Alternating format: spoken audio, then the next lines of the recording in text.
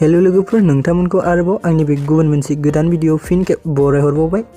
आसा खालामो नोंथांमोना भिडिअखौ मोजां मोनगोन होननानै।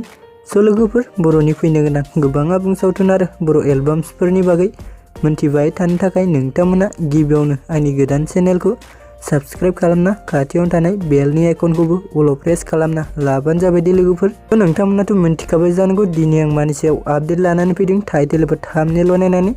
एक्चुअली नोंथांमोन भिडिअफोरा गोरोन्थिफोर जालांब्ला नोंथांमोना निमाहा होबानो जाबाय। फैदो लोगोफोर, दानिया भिडिअखौ स्टार्ट खालामदिनि।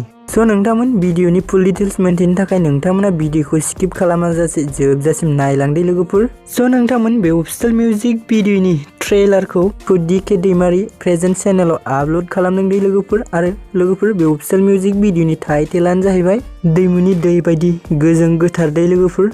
एक्चुअली लोगोफोर, दानिया फैदो दे जों बे अफिशियेल मिउजिक भिडिअ गुबै सोरनि फाव खालामनायखौ नुनो मोनगोन होनबा। स' लोगोफोर, जों बेयाव गुबै फाव खालामनायखौ नुनो मोनदों बर'नि मुंदांखा एक्ट्रेस बिथां मिथि नार्जारि आरो एक्टर बिथां देबजित दे लोगोफोर। आरो लोगोफोर, बे अफिशियेल मिउजिक भिडिअनि मेथाइखौ रोजाबदों आलफिनस्टन बर' आरो बेबी राभा दे लोगोफोर। स' नोंथांमोन बे अफिशियेल मिउजिक भिडिअनि रिलेक्स एन्ड टिउनखौ खालामदों आलफिनस्टन बर' दे लोगोफोर। प्रडिउसार कुन्ज दैमारि, डाइरेक्सन एन्ड स्क्रिप्टखौ खालामदों अबिनाश दैमारि दे लोगोफोर। आरो लोगोफोर, मेकआपखौ खालामदों दुर्गा दैमारि दे। स' नोंथांमोन भिडिअखौ बेखिनिसिम नायनायनि थाखाय नोंथांमोननिसिम रोजा रोजा साबायखर थाबाय दे। नोंथांमोना जुदि भिडिअखौ नायनानै मोजां मोनबाय अब्ला नोंथांमोना चेनेलखौ साबस्क्राइब आरो भिडिअखौ लाइक खालामना होलांबानो जाबाय दे लोगोफोर। गोजोन्थों।